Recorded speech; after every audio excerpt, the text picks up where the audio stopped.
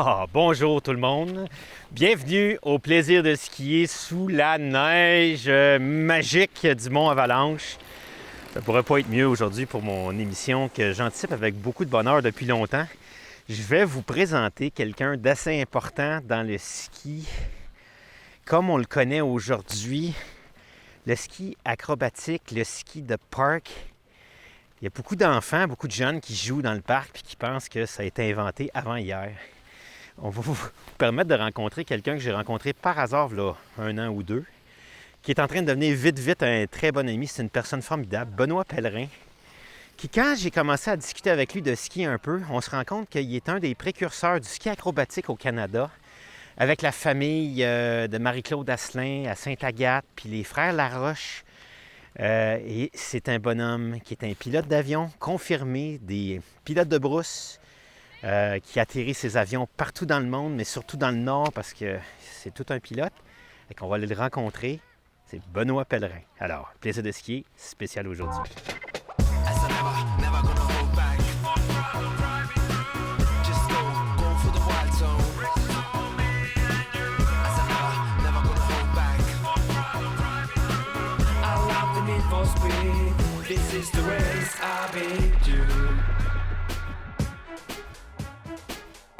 Le plaisir de skier vous est gracieusement offert par Ski Town, la ville du ski.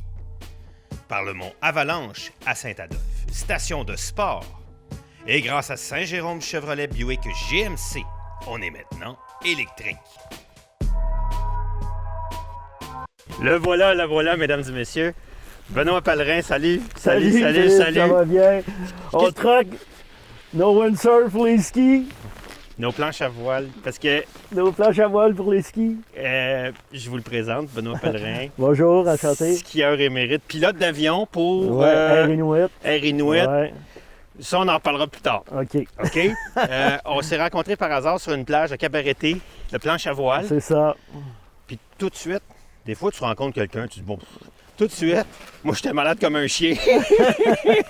Puis ça a cliqué, puis tu voyais une personne gentille qui s'intéressait, puis qui allait en planche à voile, puis il savait que c'était dur pour moi de pas aller en planche à voile parce que j'étais malade. J'ai passé une belle semaine.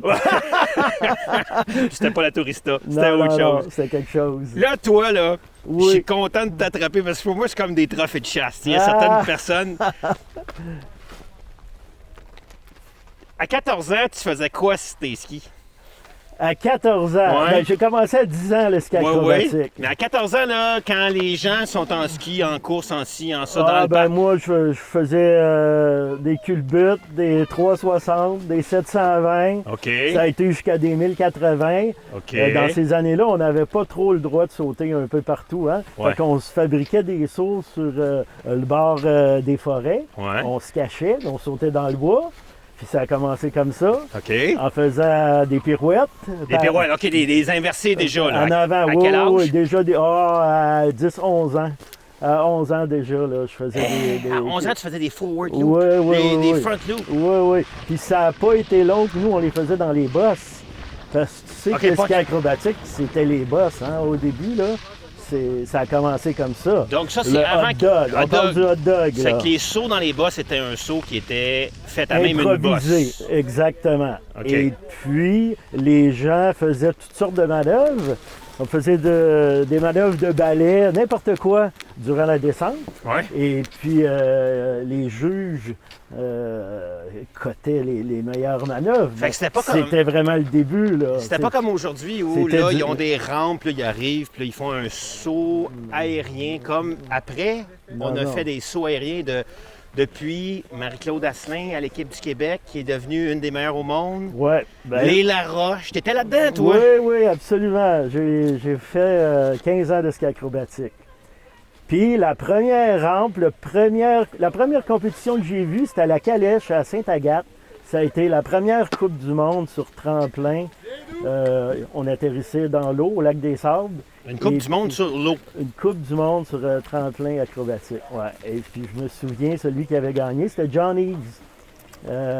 Johnny, c'est lui qui fait toutes les cascades pour James Bond dans ses films. Dans les James Bond, c'est les cascades de ski, c'est lui qui les faisait. Ça, c'est le frère de Bruce, Yves, le moniteur connu de Tremblant. Il y a des gens qui connaissent plus Bruce. Exactement. Fait que moi, si tu veux, la piqûre est venue de là.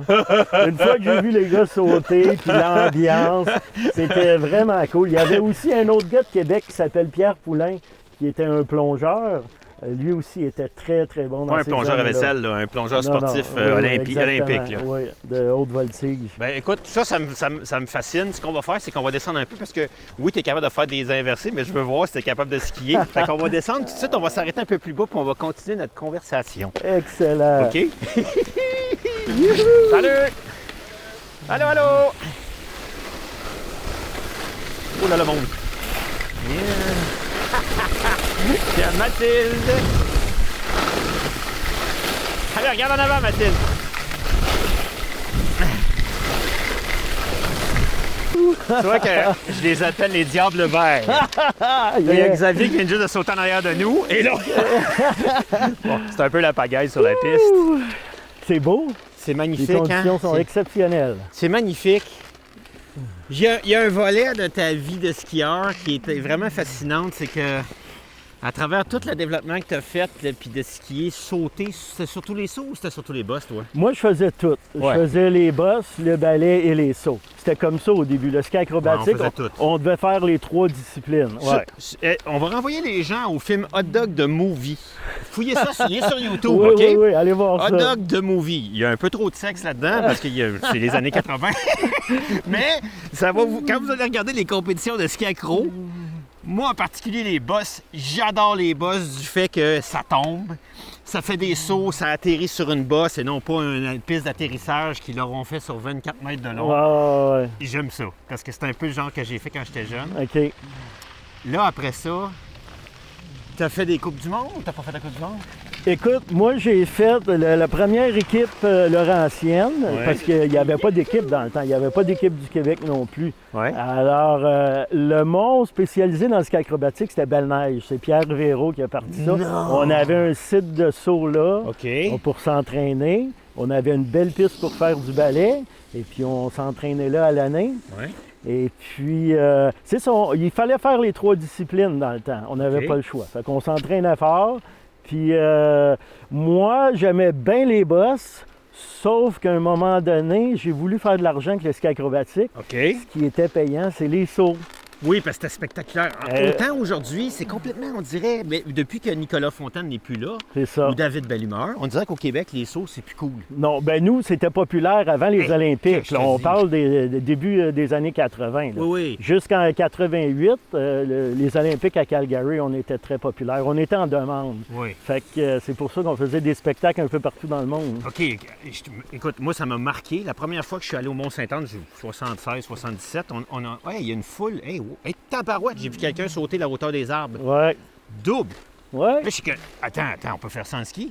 Puis là, on s'est installé, on a enlevé nos skis. Puis d'habitude, on regardait un événement, quand tu as acheté ton billet de ski, puis tu viens d'ailleurs, puis tu arrives à Mont-Saint-Anne, tu skis, tu regardes pas la course ou l'événement. Écoute, on a passé l'après-midi là.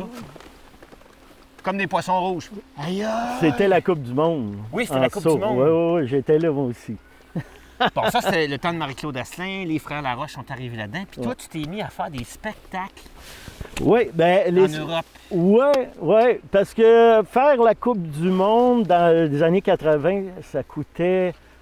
C'était cher, là. On n'avait pas l'argent pour faire ça. OK. Alors moi, j'ai décidé d'aller faire des spectacles.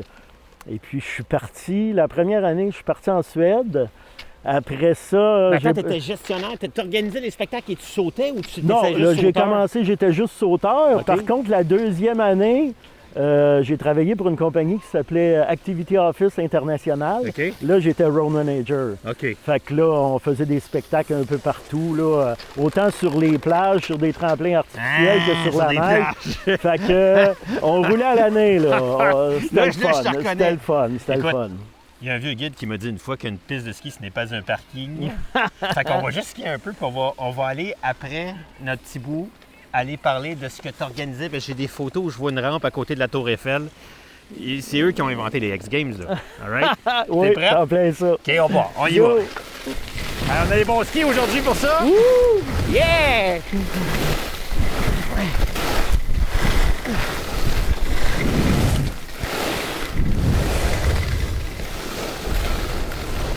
Oh, oh, oh, oh. Qu'est-ce que c'est beau aujourd'hui? Alright. Ben ouais, ça fait du bien, hein? Tu m'as envoyé une photo que moi, je pensais que c'était du Photoshop, là. Ça ne l'est pas. Où est-ce que on voit, ben, vous la voyez, une rampe sous la Tour Eiffel en été. Ouais. Ça, là... Quelle hauteur, quelle grandeur! Il y a un de mes amis qui a eu une idée géniale. Le Concorde était extrêmement populaire dans les années 80. Ouais. Alors, on a fait... mes amis ont construit une rampe, une réplique de l'avion Concorde, qui était un tremplin de ski acrobatique. C'était comme un Transformer, si tu veux. OK. Alors, les gens arrivaient sur place, ce qu'ils voyaient, c'était l'avion le Concorde. Mais une fois que le spectacle commençait, l'avion décollait sur place avec les feux d'artifice puis tout. Puis nous, on était cachés dans le cockpit. OK. Et puis une fois que le Concorde était décollé, avec la musique, évidemment, les systèmes de lumière puis tout, alors là, nous, on sortait du cockpit et puis l'avion se transformait en tremplin artificiel. OK, puis C'était vraiment génial. budget là. de l'opération? Budget? Oh boy, assez coûteux. Ouais, ben c'était quoi? Assez coûteux. Ça a coûté au-dessus d'1 million dans ces années-là, construire le Concorde. Ouais, c'était Des quelque malades, chose. quand je vous dis que c'est des malades, là. Puis là, sur ces rampes-là, vous faisiez quoi comme. Le maximum qu'on pouvait faire, c'était des doubles périlleux avec 3 vrilles. C'était le maximum qu'on pouvait faire. le monde, parce qu'on était limité avec la hauteur puis tout. Le monde, la réaction du monde, c'est la mâchoire qui est. Ah ouais, c'était vraiment spectaculaire, là. Puis avec ça, il y avait de l'animation, hein, parce que c'était des commanditaires. C'était Rotmans, Peter Stuyvesant. Ouais, OK. Alors là, on avait des hôtesses qui donnaient des cadeaux un petit peu à tout le monde. Des hôtesses. Ouais, environ 15. 15 chaque. Mais là, en été, vous atterrissiez sur quoi?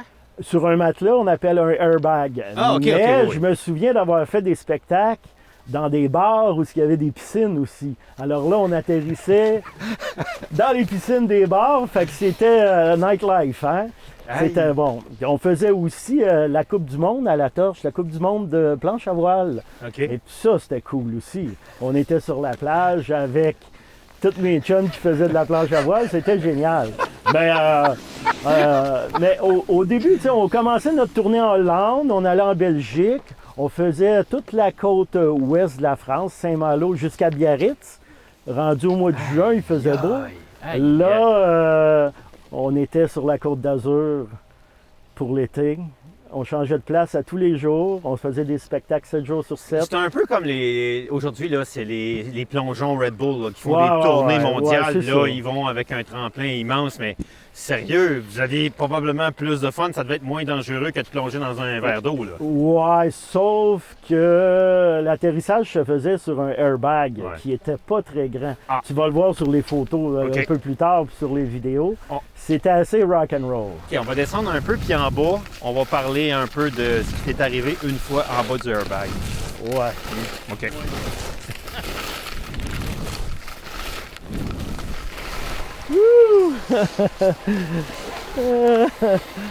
Oh boy. Faut que on adresse l'éléphant dans la pièce. L'éléphant dans la pièce, c'est ce qui t'est arrivé un jour qui a presque mis fin à ta vie de skieur. Ouais.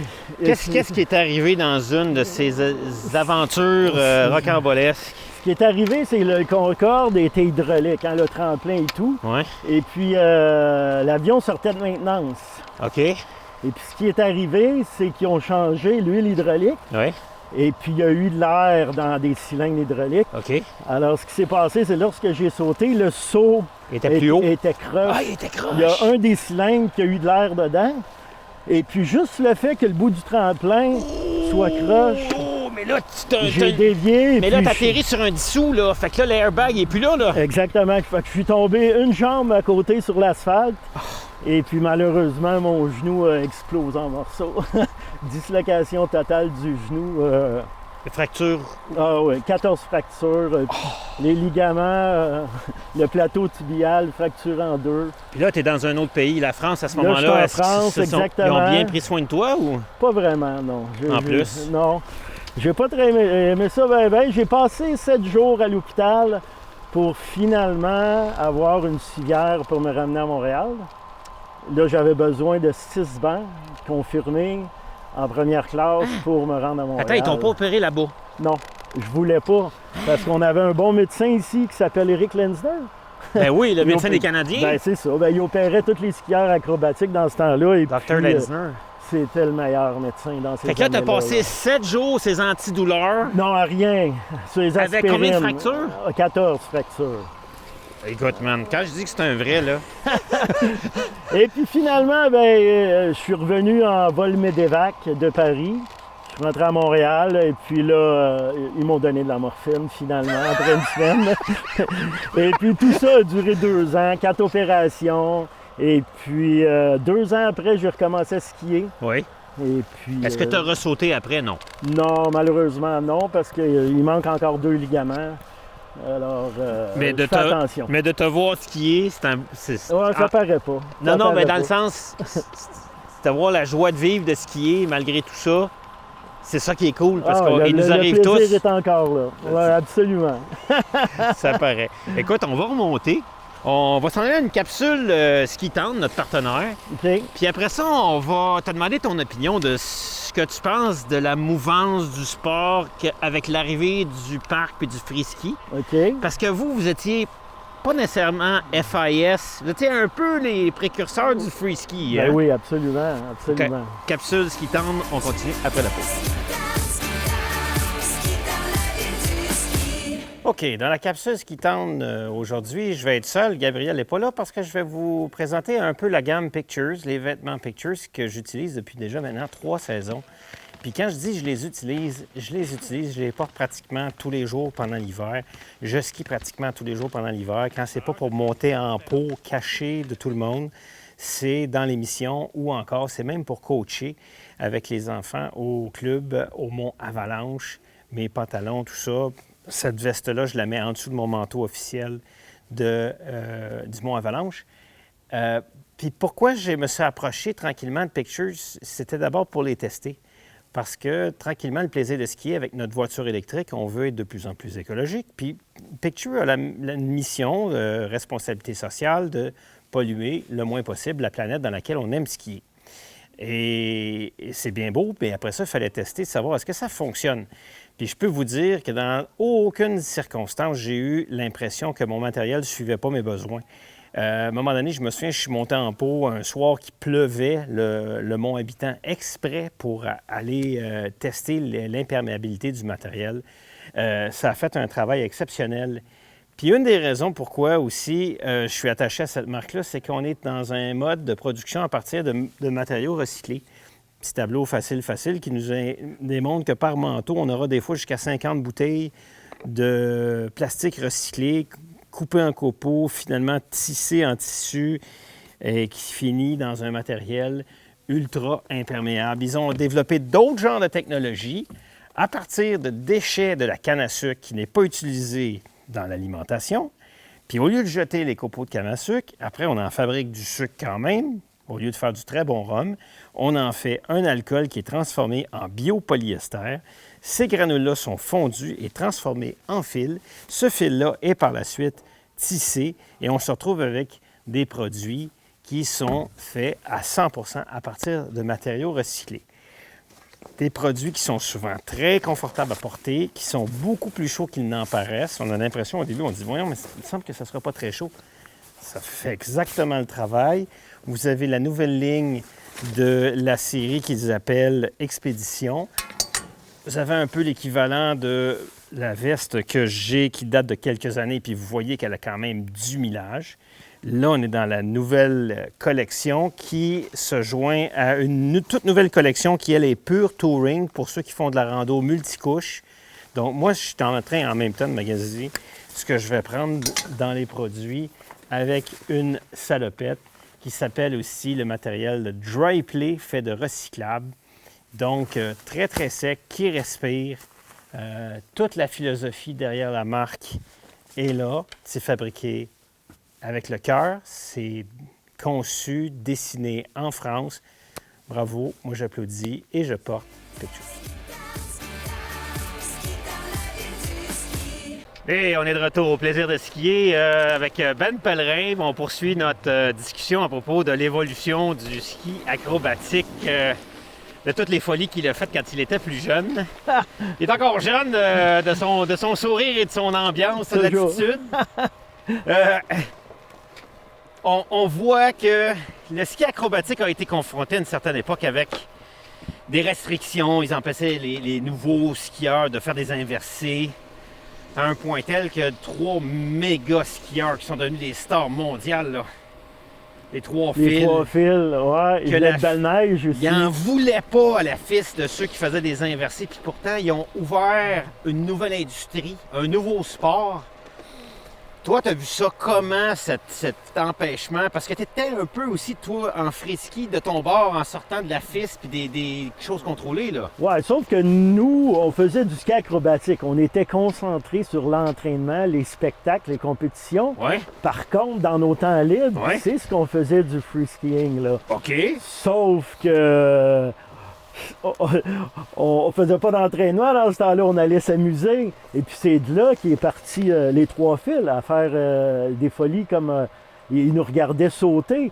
Puis les manœuvres qu'ils faisaient, c'est les manœuvres qu'on faisait au début en ski acrobatique. C'était du hot dog. OK. Fait que là, tu reviens un petit peu à la base du free skiing qui était le hot dog dans le temps. Ouais. Tu sais ce qu'ils faisaient, les gars? C'était du hot dog. C'était en plein ça, là. Puis parti de là, ben, au lieu de faire un saut qui ressemble à du plongeon, parce que c'est un peu ça que les sauteurs de ski acrobatique font. On a l'impression que c'est Ouais. des sauts de plongeon qui sont appliqués au ski. À preuve, il y a des Chinoises qui ne savent pas skier. Ils poussent en bas de la rampe, ils arrivent à la Exactement. rampe, ils font leur trip, vrillent, ils atterrissent ça, médaille d'or aux Olympiques. Ouais. Donc c'est le même sport. Oui, mais ce qui était hot avec ces 3 fils-là, c'est Ouais. qu'ils inventaient des Oui. manœuvres. Oui. C'est ça qui était le fun. Puis c'est ce qui a rendu le sport aussi populaire, là. Les Écoute, gens pouvaient inventer des oui. figures. Puis- Tu sais, c'était pas en compétition, tu es obligé de faire des manœuvres que tu as qualifiées. Tu peux pas faire n'importe quoi. Free skiing, tu fais ce que tu veux. Tu essayes ce que tu veux. C'est là qu'est le défi, là. Là, il y a eu une phase où il y a eu beaucoup de blessures, beaucoup de gens qui essayaient n'importe quoi, puis qui Ouais. se sont atterrissés à la tête. Puis là, aujourd'hui, Ouais. malheureusement, ils ont le joystick dans la bouche, dans un fauteuil roulant. Là. Ouais. Ouais. Mais heureusement, il y a des gens comme notre caméraman Francis aujourd'hui qui encadrent ces jeunes-là. Et là, c'est devenu, moi je dirais, le bon mélange à gâteau entre trop sucré, trop salé. Puis là, je les sens plus à risque à chaque fois de se casser le cou. Non, parce que le sport est devenu structuré. On Ouais. a les entraînements. Les gars, ils font plus n'importe quoi, là. Ils vont commencer avec des manœuvres simples. Ils ont les airbags dans les Les clubs. airbags, ben oui, Il y avait pas ça absolument. avant, là. Ben non, puis il y a les rampes d'eau aussi. Les gens peuvent se pratiquer sur les rampes d'eau. Dans le temps, il n'y en avait pas de rampes d'eau. Hein? Ça a commencé, comme je te dis, à la Calèche en 75. Après ça, chez Marie-Claude Asselin. À Saint-Agathe. Ben oui, le père de Marie-Claude, il a fabriqué un tremplin. Hey, vous deviez le trouver cool, lui. Ben oui, il était, la famille Asselin, écoute, monsieur et madame Asselin, ils étaient gentils. On pouvait aller s'entraîner chez eux, c'était génial. La même chose chez les Laroche à Québec. La même chose Madame chez Laroche, là, c'est Ouais, un hôtel chez ouais, eux, là. Oui, exactement. Oh! Hey, avec les 4 frères, 5 frères? 4, Ouais, les 4 frères et Lucie. Lucie, c'est ça. Lucie Ouais. qui a quand même été une des meilleures descendeuses au monde. Là. Ouais, absolument. Elle n'a pas fait le ski accro, mais c'était toute une skieuse. Oui, oui, très bonne skieuse. Fait que quand tu vois les parcs remplis de jeunes twin tips qui sautent, toi tu dois être heureux là. Je trouve ça cool. Vraiment, vraiment. Ben écoute, tu sais, pendant notre discussion, on avait un peu d'image justement de Francis en train de coacher ces jeunes-là. Puis quand je suis allé à Maximize voir comment ils travaillaient le sérieux puis la joie de vivre de ces jeunes-là, d'être capables d'évoluer dans une journée vers une nouvelle manœuvre. On en a qui ont fait leur premier double backflip. Il y avait quoi, 14 ans à peu près? Écoute, ils sont rentrés le soir, là. Tu peux pas avoir un adolescent plus fier que ça. Lui, il décrochera pas de l'école, là. Non, Maximize, si tu vois la grosseur du matelas pour atterrir, Ouais. là, c'est immense. Ben, il est combien de fois plus gros que ce que vous aviez? Ben, 20-30 fois plus gros, là. Il- Nous, c'était tout petit, là. C'est Il y un- avait 8 pieds par 12 pieds, notre matelas.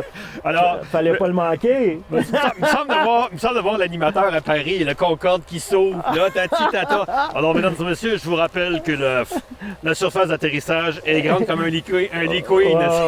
Ah non, mais la vue d'en haut du tremplin, c'était incroyable. allez. J'ai des belles photos à vous montrer. Super. Hey, on va aller skier un peu, OK? Yes, sir. Let's go.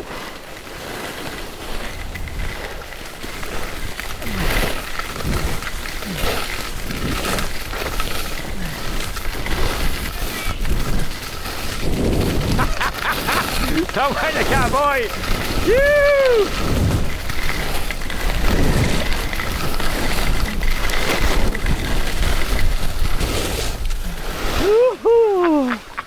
Oh, Il est quand même assez cowboy encore. Hein? il est où le bonheur? Il est où?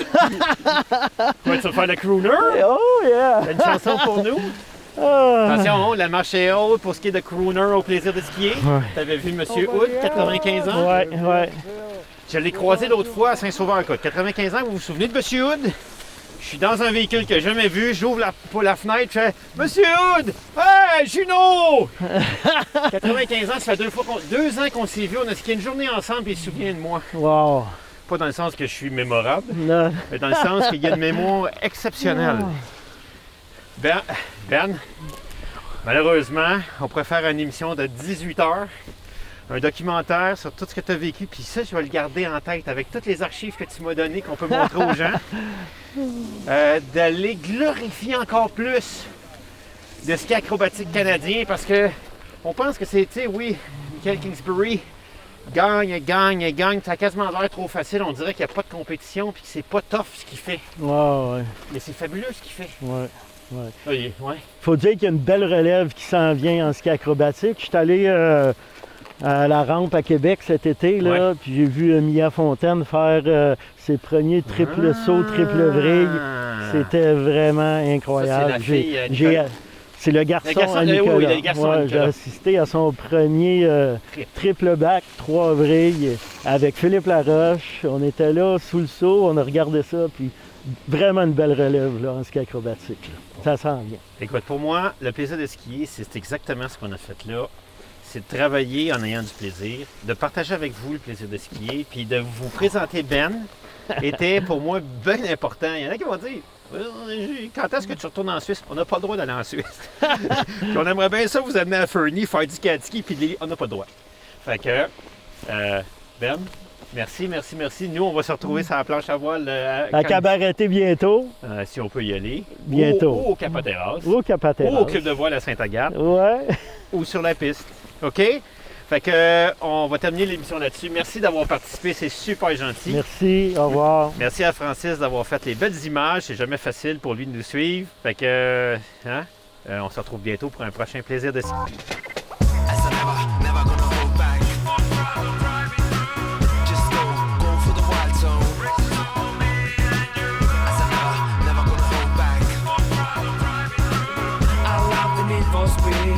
This is the race I've been due. Le plaisir de skier vous est gracieusement offert par Ski Town, la ville du ski.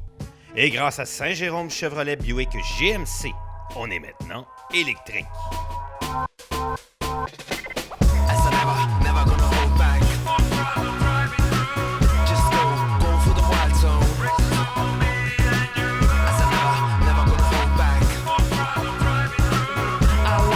For speed.